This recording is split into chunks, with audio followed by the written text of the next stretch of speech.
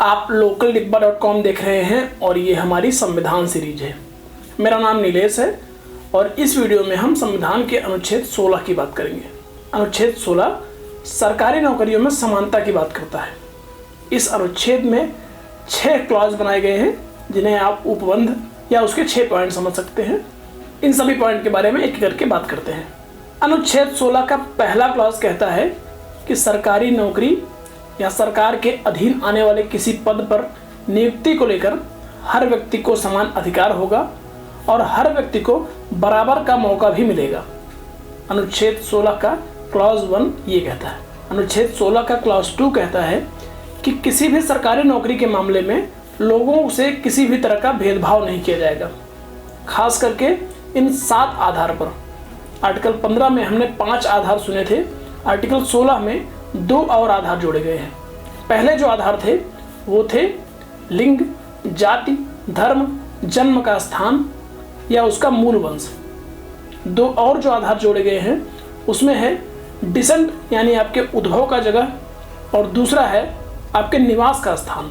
Article 16 का clause 2 कहता है कि इन 7 आधार पर नौकरी के मामले में आपसे कोई भेदभाव नहीं किया जा सकता है। लेकिन आर्टिकल 16 का क्लॉज 3 कहता है कि आर्टिकल 16 किसी भी तरह से संसद को ऐसा कानून बनाने से रोक नहीं सकता है कि वो नौकरियों में निवास स्थान के आधार पर आरक्षण दे दे। इसको ऐसे समझिए कि आपने कई बार देखा होगा कि कुछ राज्यों में जो भर्ती निकलती है वो सिर्फ उसी राज्य के लोगों के लिए आरक्षित होती है। आर्टिकल 16 का क्लॉज 3 यही कहता है। उसका भी आधार तय किया गया है।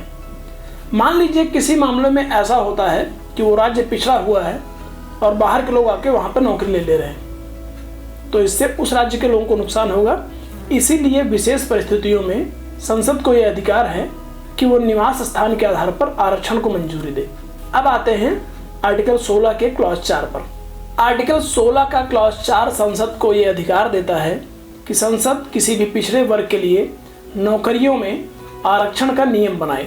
उसके लिए कुछ शर्तें रखी गई हैं कि वह जाति जिसको आरक्षण दिया जा रहा हो वो सामाजिक और शैक्षिक रूप से पिछड़ी हुई हो और नौकरियों या किसी भी पद के मामले में उसका प्रतिनिधित्व बहुत कम हो। मतलब अगर राज्य में 1000 नौकरियां हैं तो उस जाति के लोगों को हो सकता है नौकरी मिली ही ना हो। ऐसी स्थिति में संसद को ये अधिकार है कि वो उस जाति को आगे बढ़ाने के लिए उसको आरक्षण दे, उसके लिए सीटें रिजर्व कर दे। आर्टिकल 16 के क्लॉज 4 में ए और बी करके 2 और पार्ट जोड़े गए हैं। क्लॉज 4 का ए कहता है कि यह आरक्षण जो पिछड़े वर्ग, अनुसूचित जाति और अनुसूचित जनजाति को मिलता है वो प्रमोशन में भी लागू होगा।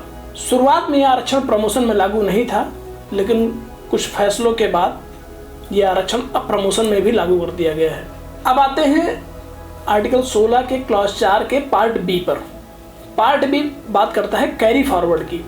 कैरी फॉरवर्ड का मतलब ये है कि मान लीजिए 2019 में 100 पदों पर भर्ती निकली, उसमें 15 सीटें एससी के लिए आरक्षित थी, लेकिन 15 में से 10 पदों पर ही नियुक्ति हो पाई, 5 सीटें बच गई। अब ये 5 सीटें अगले साल जुड़ जाएंगी। बीच में ऐसा ये नियम था कि अगर ये 5-5-5 करके करते करते 50 के ऊपर पहुँच गई तो 50% सीटें आरक्षित करने वाले नियम का उल्लंघन होगा और इसे खत्म कर दिया जाएगा। लेकिन अब क्या नियम है?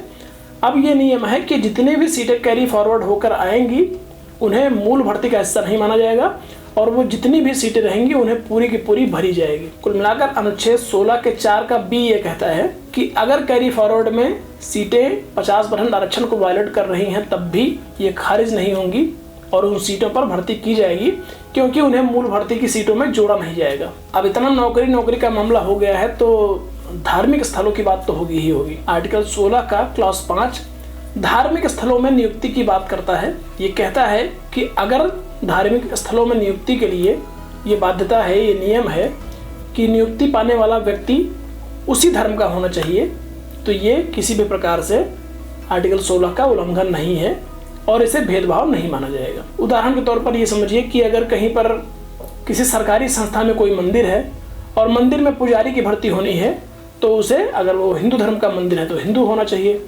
मस्जिद में नियुक्ति हो रही है तो वो मुसलमान होना चाहिए। इस हिसाब से वो धर्म के हिसाब से नियुक्ति होगी। अब आते हैं आर्टिकल 16 के क्लॉज 6 की।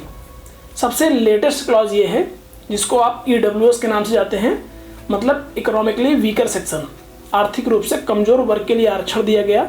14 जनवरी 2019 को ये नियम बनाया गया। संविधान के 103वें संशोधन के जरिए ये कहता है कि सरकार आर्थिक रूप से पिछड़े हुए वर्ग को अधिकतम 10% का आरक्षण दे सकती है। इसके तहत बहुत सारे एडमिशन भी हो रहे हैं स्कूलों में, कॉलेजों में और सरकारी नौकरियों में भी।